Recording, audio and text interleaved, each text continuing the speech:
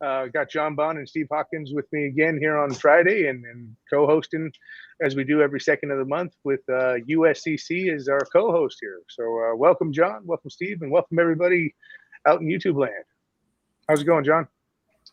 Going very well. Doing very well on my side. Steve, obviously, we're super stoked to have you back on the show. Obviously, there's a lot of really exciting things happening. How have things been going?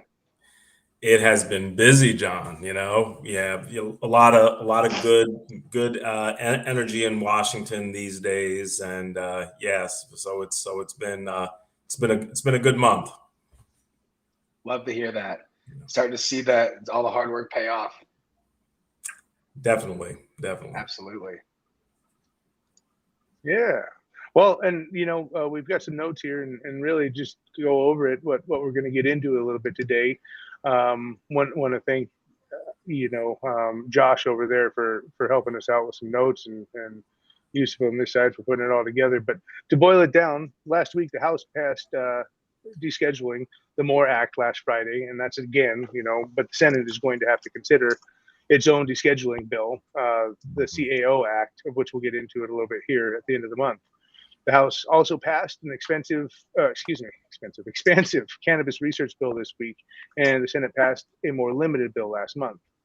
The SAFE Act has passed the House, but is still waiting action in the Senate. And meanwhile, there's a surge in armed robberies, and people are getting killed at the on the local level, on the dispensaries and that kind of thing. And really, the answer is something on a state level, banking wise, or really for the feds to step in and create less of a gray area surrounding it, and the SAFE Act is what needs to pass.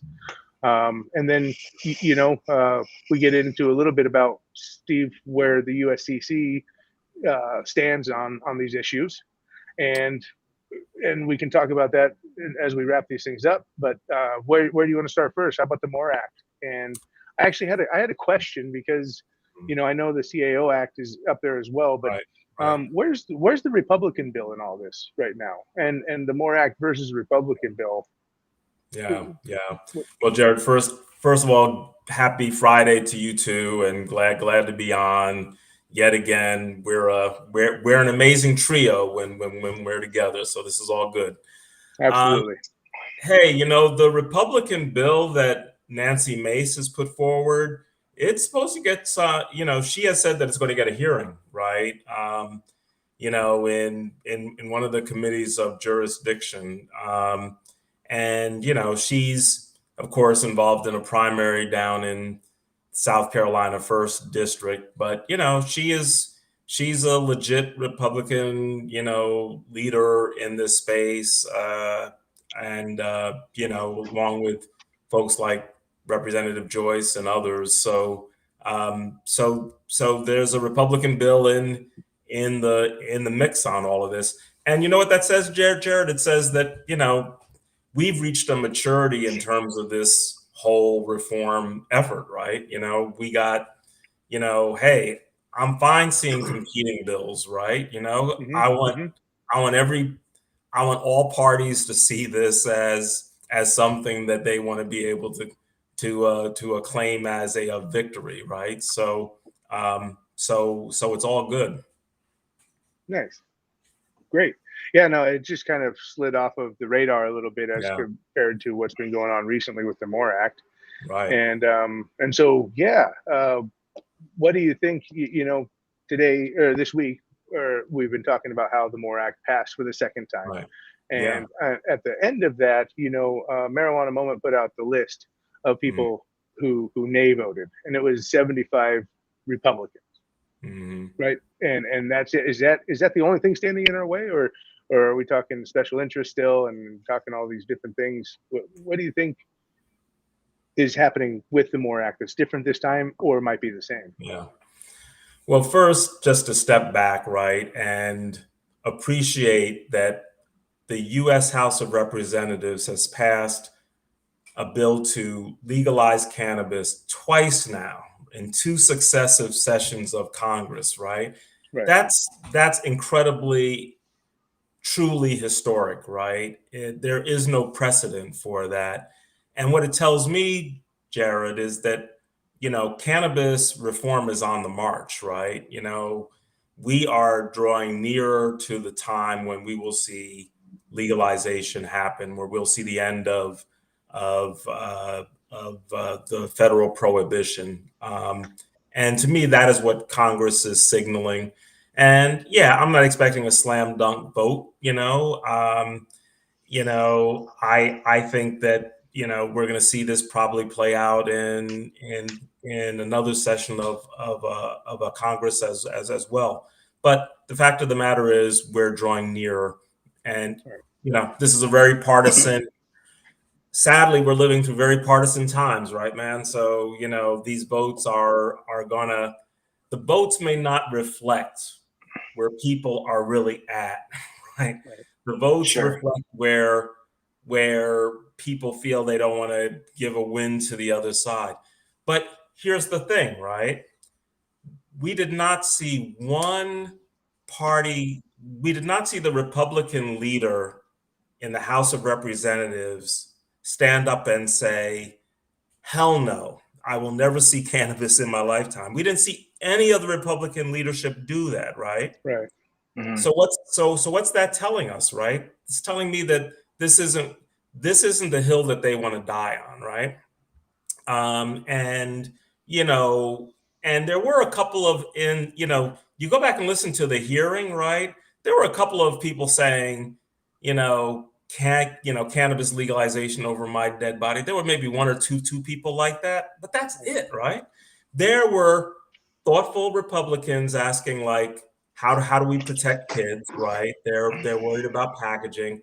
How do we deal with driving impairment? Like, what's going to be the test, right? Look, those are questions that we as a movement need to be able to answer. But that's telling me that people are beyond saying, like, cannabis, hell no, right?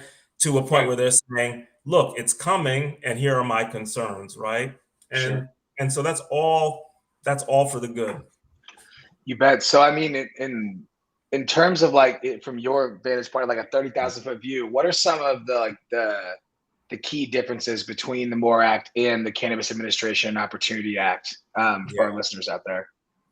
Yeah, so the MORE Act, which has come out of the House, basically deschedules cannabis and creates and says that there's going to be some federal resources from tax revenue that will go towards restorative justice, right?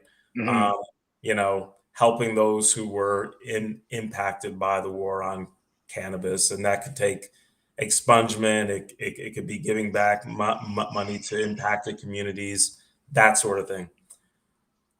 It remains to be seen, really, what's going to be in the Cannabis Administration Opportunity Act, right? It's going to formally be introduced, John, probably the week of April 25th. There is a way that the Senate could be sort of called back in this very sort of pro forma way, where it could be introduced on 420. We will see, right? No, I'm not, I'm not going to be hanging out at the Cannabis Festival, unfortunately, because I'll probably be with you down in Benzinga. But the reality is that it could happen, right? But yeah, we're expecting it this month, and I mean, I think broadly speaking, it's going to follow some of what they put out there via 4. But we definitely have concern about the FDA having primary jurisdiction, right? Hopefully, enough folks have weighed in to say that the Tax and Trade Bureau, which oversees alcohol and tobacco, should, be the regulator, the primary regulator, right? The FDA will have a role in anything that has to do with consumer safety and products going into food and things like that, and of course anything that is going to claim FDA style, right, to a cure an ailment, right? We could at some point we should do a whole conversation on that, right? Because Sure. medical cannabis, as we all know it and love it, is so different than what the FDA thinks about, right? But yeah, this thing's gonna drop. I mean, and hopefully, John and Jared will see them rethink what they were saying about taxes, right? I mean, Sure.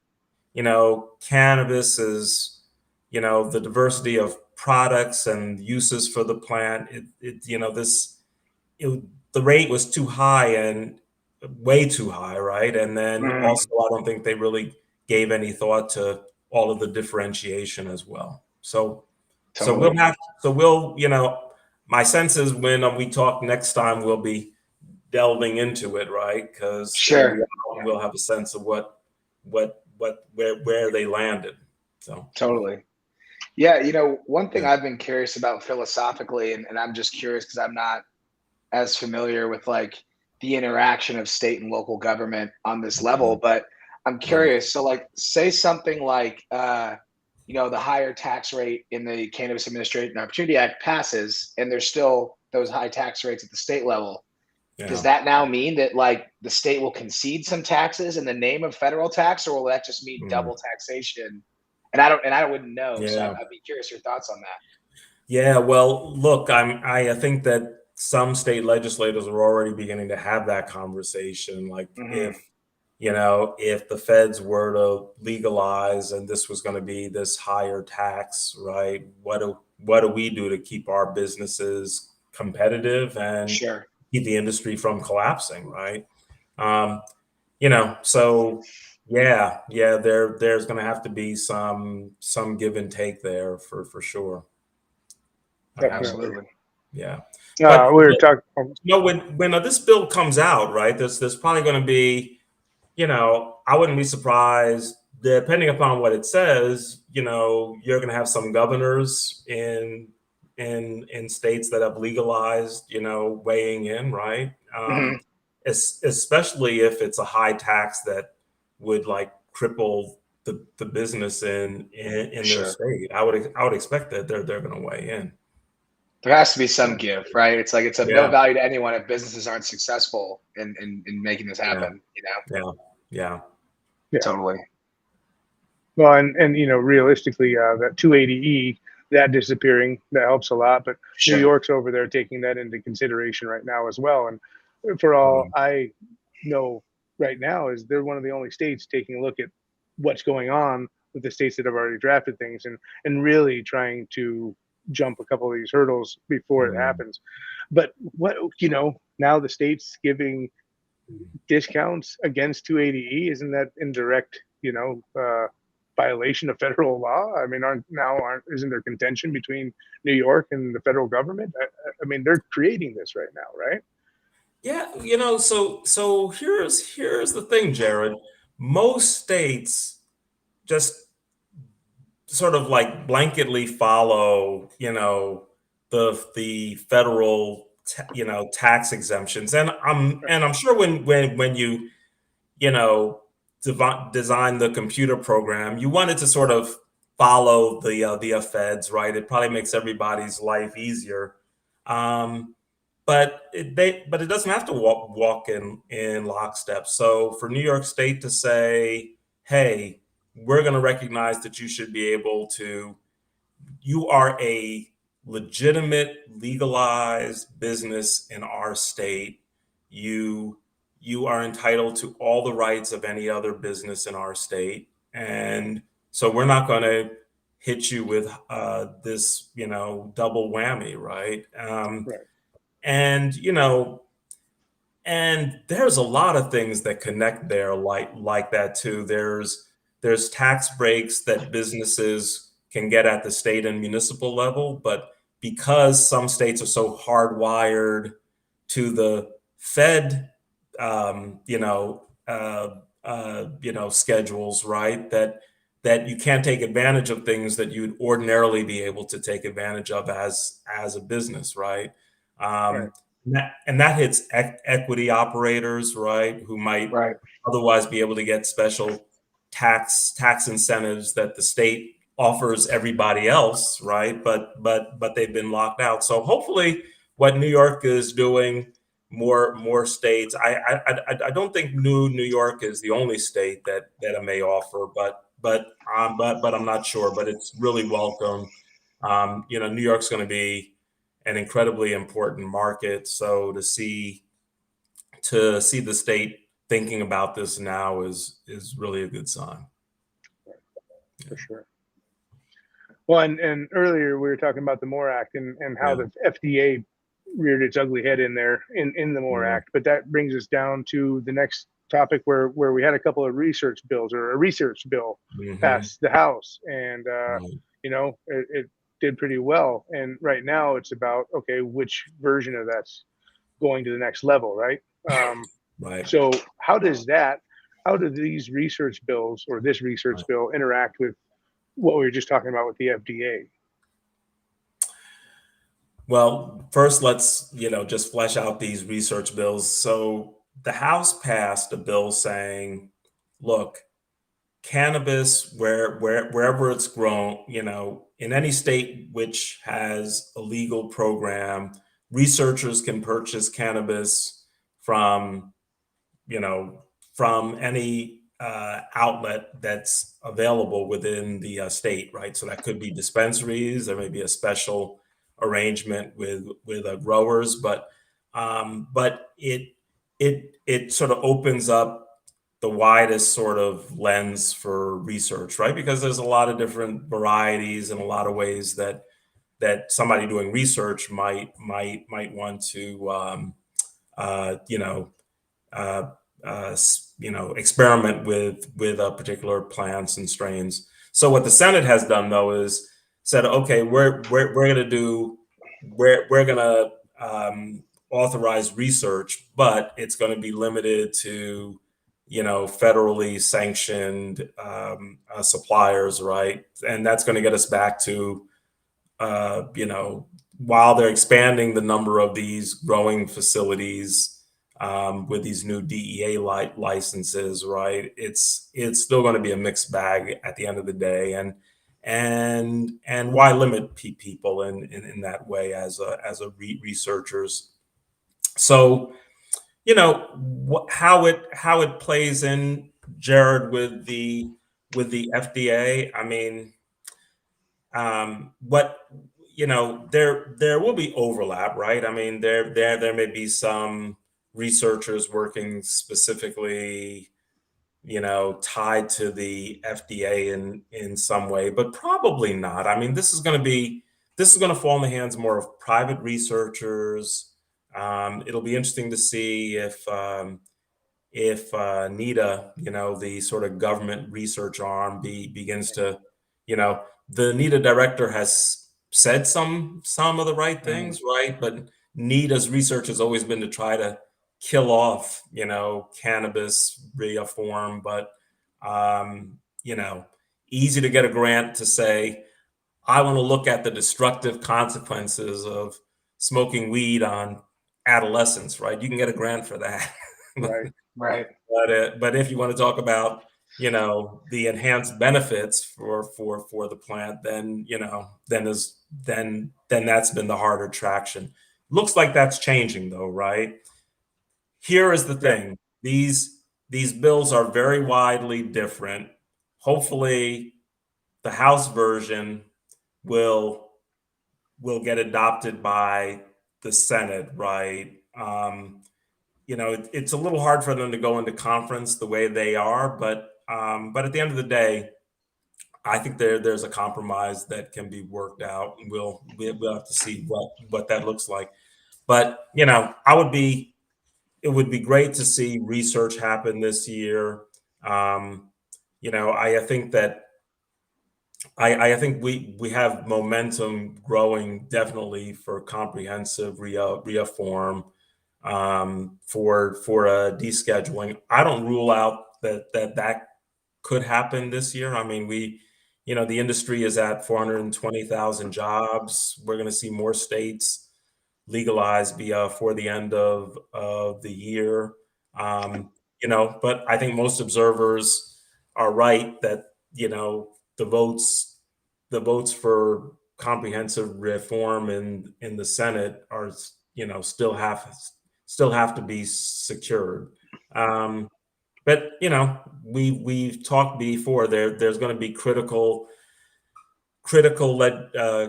reforms that are on the table, like safe banking, right? And we know we have to deal with it. Just the number of robberies, the folks who've been killed out in Washington State.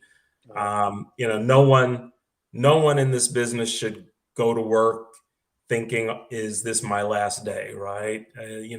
People should know that they're able to come back home to their families at the end of the day. So safe is teed up. I think research can happen. And then look, I think something might happen around expungement, right? I know that's very dear to Senator Booker to get something done in that area. So I definitely don't rule out those three key reforms happening before the end of the year. Totally. Yeah, it's interesting with safe banking, because obviously that's one that we have our eye pretty close on, that directly impacts a lot of our customer base as well as everything else, right? I'm hoping when you say it's teed up, I would agree, and I feel like the time is, now when you think of like the very real life examples. I think the argument, I read in an article, something about, when Chuck Schumer, I shouldn't use names, but like, keeping safe banking out of the omnibus bill and saying that it's prioritizing cannabis profits, over people. That couldn't be further from the truth. And the reason why people want safe banking, right? It's yes, it's an acronym, but it's safe is for the safety of those that are spending time working in this industry. And I think that, between that and the descheduling to get so many people out of prison and like a snap of a finger, it's like the human element to all of this is what I think, in my personal opinion, as someone that's not as close to the policy, is what's starting to speak louder than anything. And especially after the last 2 years, it's like you start to realize that folks, we appreciate the human to human connection. We're not as divided as we think we are when you talk to somebody over a cup of coffee. You know what I mean? And it's like we sit here and we're just delved in the media that's telling us that we're so divided, and it's like, no, not at all. It's like everyone's actually a lot closer to what we all would agree on is like the right answer. And I think that's just going to continue to evolve for sure. Hey man, I think you're spot on, right? There's no one, I don't care who they are. If we sat down with somebody and said, look, do you think folks should be safe going to work, right? That, first of all, there's still folks who'd be shocked to hear that this is a cash only business, right? Sure. It just blows people's minds. But look, I did an interview with Fox TV that's going to play national, right? So it was an interesting week last week. I talked in the course of 48 hours. I talked with CNN, High Times, and Fox News. So it was a good week. Yeah, good week. But hey, like the person from Fox was like, coming out of the Washington bureau, he's like, look, we've seen 70 robberies in the first 3 months, right? It was a serious discussion about what's happening in Washington. Why isn't safe passing? People's lives are being put at risk. No punchline about weed, starting the conversation. It was real talk, right? And it's so a big step. Hey, that is telling me that everybody's recognizing that this is a serious issue, right? And Jared, you're spot on that people have to be thinking about the human element here and leave all the political punchlines to the side, because they're not helping anyone. So, and I think just like the continued getting it, it's so interesting example. So I was overseas. I took a vacation. Fiance and I were in Ireland for St. Pat's. Took a whiskey tour, distillery tour, right? And I'm a history nerd, and I learned that when the U.S. had prohibition in place. I think it was from like it was like 12 years, I believe. It was like something like 90% of the Irish whiskey companies in Ireland went out of business, right? And that was a really interesting fact. And I'm in a liquor store here in the United States. So we get back.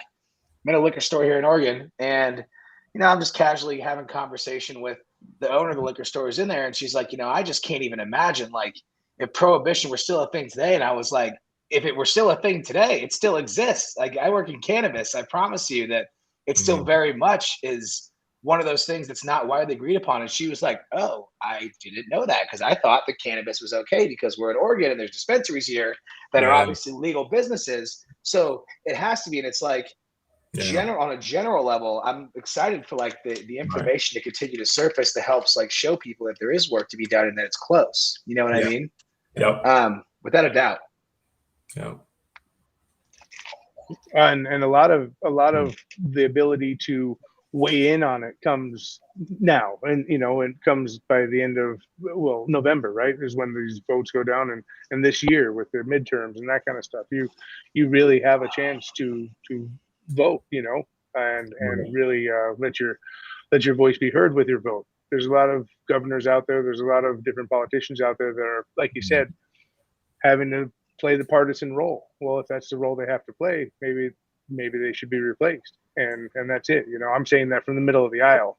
When it boils down to Republican versus Democrat, that's really not so much a concern of mine, realistically. It's just, you've got to make the replacements of people not seeing that next part of it, the holdout states specifically, right? Mm-hmm. Yeah. So we are optimistic that we'll see some changes. Before the summer recess happens, they'll be gone all of August. Then pretty much nothing's going to really happen in Congress until after the elections, right? That's how these things historically go. So there is some time, and and when the CAO drops next week, or not next week, by the end of this month, I suspect that's going to drum up media interest and get some conversations going as well. Yeah, I'm very curious to see which parts of the discussion draft stick when it drops in the next week or so. Very curious indeed, but it'll be a fun one to review when it does, for sure. Yeah. And look, again, regardless of, I'm sure there'll be things that we like in it. There'll be things that we don't like in it, the three of us, and USCC will certainly weigh in. But again, let's not forget just how historic it is, right? That the U.S. Senate is now getting to the point where cannabis reform is being debated, right? There's there's discussion about what happens if parties change hands, and again, Jared, to your point, that gets us down a partisan rabbit hole, which I don't, let's say if there's a Republican bill that emerges in the Senate around descheduling, right? Just like we've seen in the House, right? To me, again, that's a sign of the maturity of the movement, right? Somebody's going to sit there and say, well, I'm not down with all of this bill, and here is what I would do, right? That's a good thing, right? We are living in exciting times, gentlemen. Totally. Yeah. Those checks and balances. Oh, sorry, John, go for it.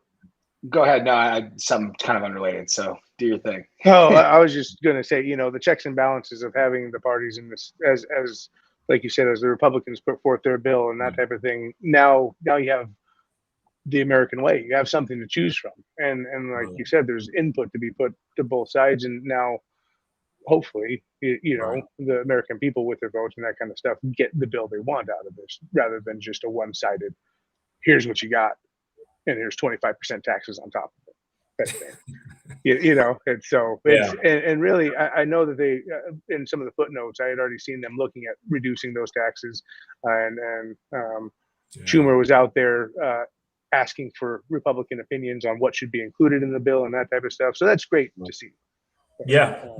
Absolutely, right. So, yeah, it's going to be interesting. I to your point earlier, the exciting thing is that it's being supported from both sides, and what's going to be interesting is there's not going to be a world where one side isn't going to have to concede a little bit, right? And I think the idea that it's like been brought now to where it's become a bipartisan conversation is really exciting. I truly hope that the nature of which I know these conversations are elevating, which again I'll concede to state is being driven by the human element, which is exciting in a lot of different ways. I hope it doesn't create this a deadlock scenario where one side is unwilling to concede, and I just don't think that that's going to be the case. Fingers crossed, based on my reading and experience, right? I think that there's enough real attention on this, but it's going to be on both sides to really make sure that,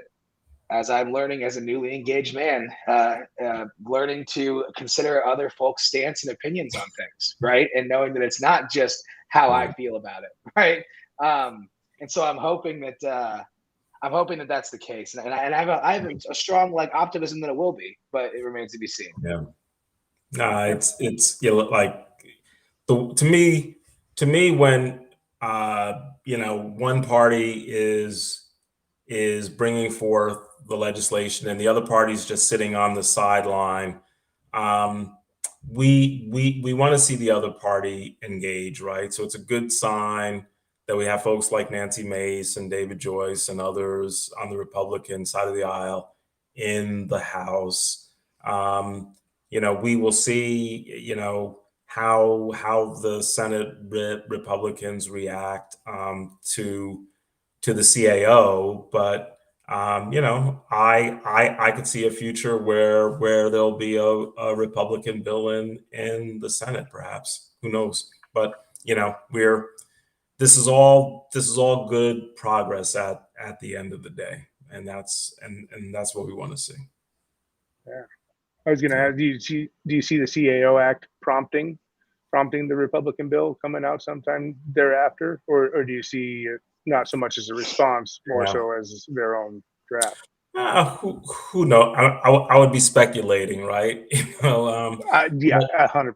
But but look, let's see the reception that CAO has, right? Like, I fully suspect that Mitch McConnell will have one of his running commentaries here, but but again, it'll be more interesting what thoughtful conversations happen elsewhere, because again, we have several Republican senators whose constituents have voted to legalize cannabis for adult use or medical use, right? And the industry is growing in their states. Cannabis is an employer in those states, right? And that's that can't be discounted, right? And if we go to the governors associations, right, there are Republican governors, as who realize and who have started taking positions for the industry because it's growing in their state, right? Folks like Gardner, he's out of the Senate now, but again, somebody who had to recognize, right, that cannabis is a huge part of the economy in Colorado and a large employer. So I think we're going to continue to see new voices, right? Whether they're electeds, in Congress, governors that will speak out. You guys may have saw where Janet Yellen yesterday when, giving testimony, I mean, she was really frustrated, right? Saying, look, this can't be that the industry can't do banking, right? And, Congress has to fix this, right? And, that's the Secretary of the Treasury, right? So it's a good sign. Yeah. That was great. And she's holding the Biden administration directly in, at fault for that. And she called it out. So yeah, we covered that on the buzz this morning, and we're talking about the implication there. That's a big move on her behalf.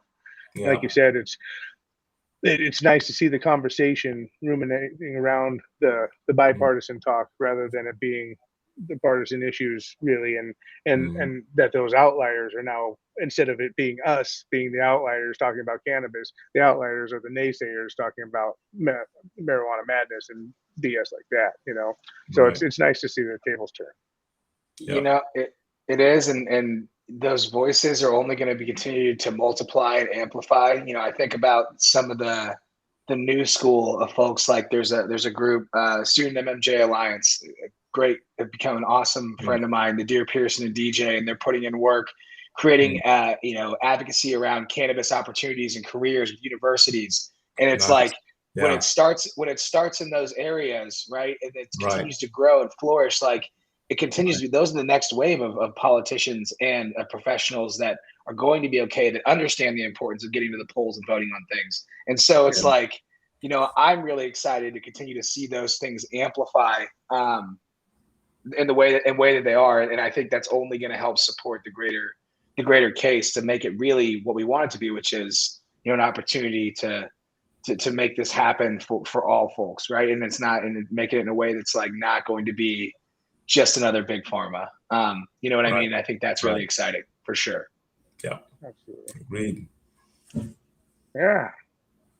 Well, we got a lot coming up here in the next couple of weeks. And, I think, John, you're going to be not with us next week, but then 2 weeks from now, we'll be back at it with the three of us and discussing what's come down the pipeline here as far as, the CAO coming out, some more stuff on the research bills, and really what we're looking at with the banking. Hopefully we don't have any more tragedies to talk about, more so with some forward steps within the safe bank and that kind of stuff. So we leave anything out based on our agenda? I think we've covered a lot of ground. Yeah, we have. We did. So, we have. Perfect. Well, we really appreciate you coming on, Steve. Absolutely. Oh, it's always good, man. So always great to be on with you guys. So look forward to the next time. Absolutely. Right on. Well, thanks again, both of you guys. It's great to check in, on these Fridays, and especially when the news comes down. So thanks a lot. And you guys both have a great weekend. Be safe, be healthy. Thanks, Jared. You too. Thanks, guys. Peace.